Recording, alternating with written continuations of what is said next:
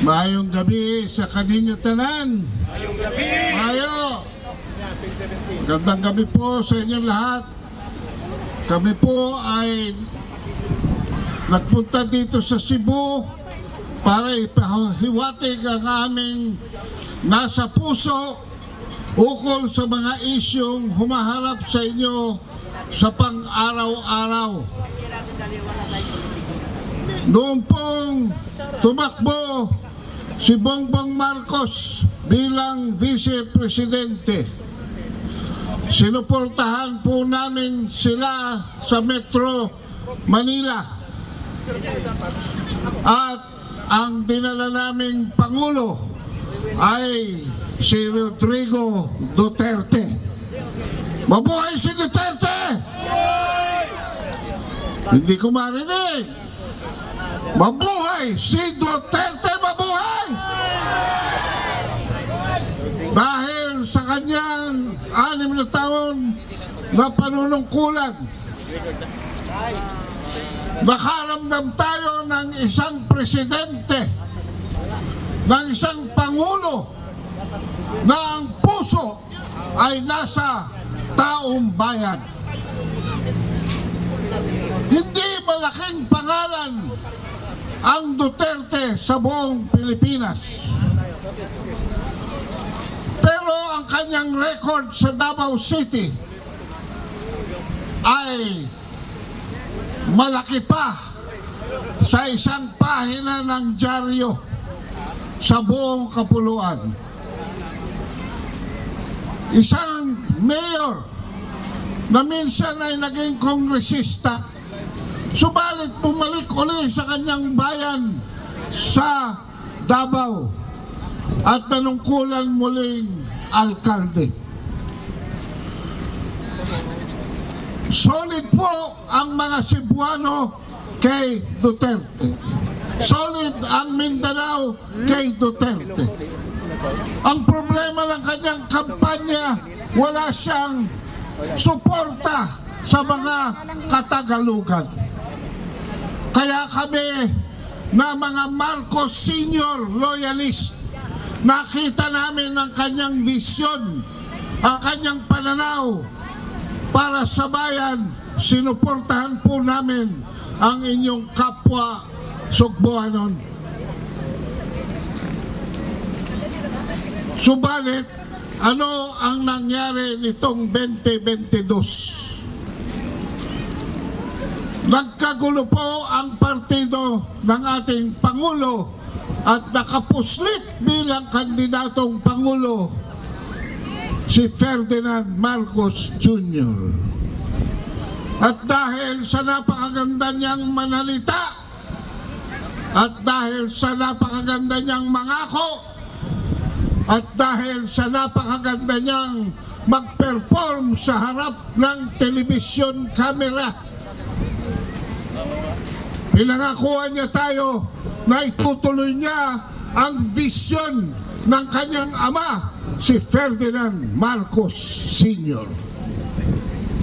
Nasuportado rin po ninyong mga Cebuano nung panahon niya. Pinangako rin niya na itutuloy ang mga programa, plataforma ni Pangulong Duterte, lalo na sa ating relasyong panglabas, kung saan tayo isang mahirap na nasyon ay nakikinabang lamang sa tulong at alalay ng ating mga kaalyado. At noong panahon ni Duterte, kaibigan natin ang Amerika, kaibigan natin ang China. Noong Enero 2023, dumalaw si Marcos sa Beijing, China, at siya ay pinangakuan ng $23 billion bilang tulong pang kabuhayan, tulong pang ekonomiya, tulong sa buhay ng bawat Pilipino. Nangako rin si Xi Jinping na lahat ng proyektong nasimulan nung panahon ni Duterte ay itutuloy.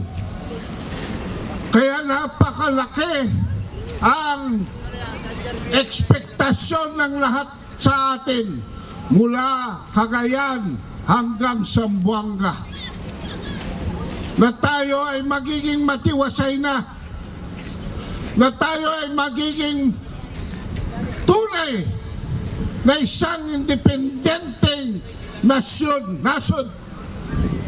Mga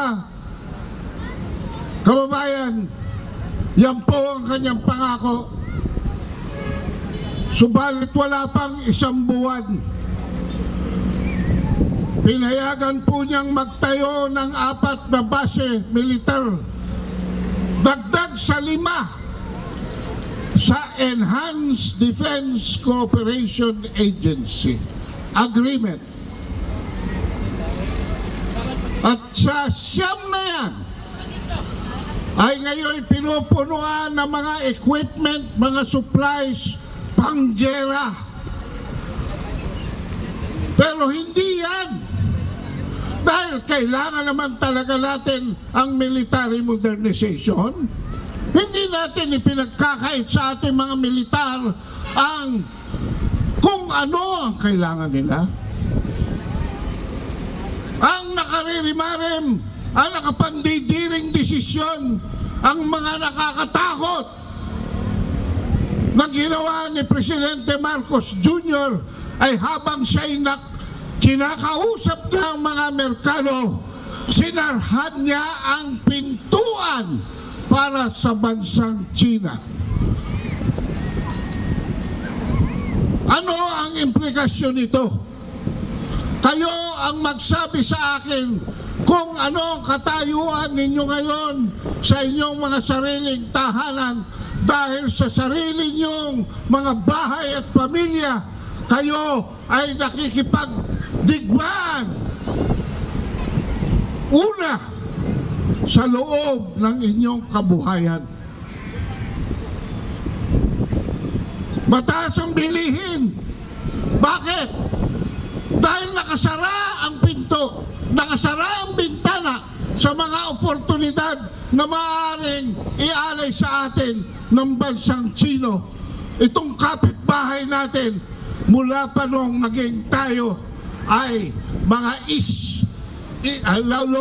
Las Islas de Filipinas.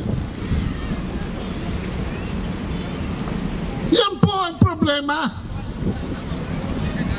Kung siya'y makikiputungo sa mga Amerikano, bakit niya sinasarhan ang pagpasok ng investments, pagpasok ng new money, pagpasok ng turismo? Meron ba kayong nakikita sa paligid nyo ngayon ng mga turistang Chino? Kumpara nung panahon ni Duterte 2018 to 2019, humampas sa 2.7 million ang mga turistang Chino. Sa 2 taon ni Presidente Presidente Marcos Sr.,